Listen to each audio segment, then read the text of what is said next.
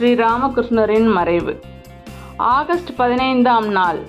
எந்த நாள் வரக்கூடாதென்று பக்தர்கள் கவலை கொண்டிருந்தார்களோ, பக்தர்களை ஆற்றுணா துயரில் ஆழ்த்திய அந்த நாள் வந்தது.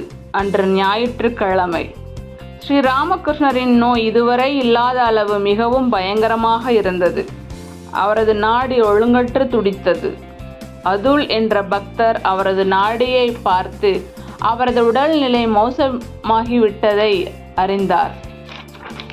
சுற்றி இருந்தவர்களிடம் இவர் இனி பிழைப்பது அரிது என்று கூறினார்.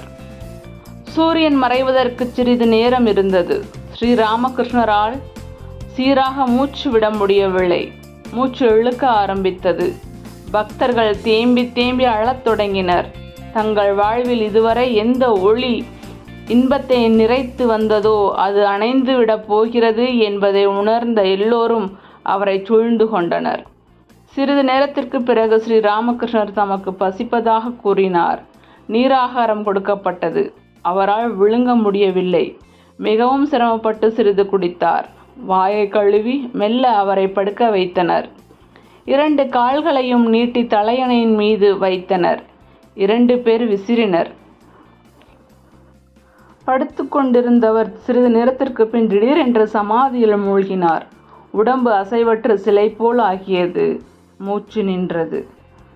இத்தனை நாட்களாக இரவும் பகலும் உடனிருந்து சேவை செய்து வந்த சசிக்கு இந்த சமாதி நிலை வழக்கமாக அவருக்கு ஏற்படுகின்ற சமாதி போல் தோன்றவில்லை. ஏதோ பெரிய மாறுதல் இருப்பதாக தோன்றவே அழ ஆரம்பித்தார். நரேந்திரர் எல்லோரிடமும் ஹரி ஓம் தத்சத் என்று ஓதுமாறு கூறினார். நீண்ட நேரம் அதனை அனைவரும் ஓதினர். நள்ளிரவுக்கு பிறகு ஸ்ரீராமகிருஷ்ணருக்கு புற உணர்வு திரும்பியது. பசிப்பதாக கூறினார். மற்றவர்களின் உதவியோடு எழுந்து உட்கார்ந்தார். எல்லோரும் ஆச்சரியப்படும்படி ஒரு கோப்பை கஞ்சி முழுவதையும் எளிதாக குடித்து முடித்தார். அவர் இவ்வளவு ஆகாரம் சாப்பிட்டு எத்தனையோ நாட்களாகி விட்டிருந்தன. சாப்பிட்டு முடிந்ததும் உடம்பு தெம்பாக இருப்பதாக சொன்னார்.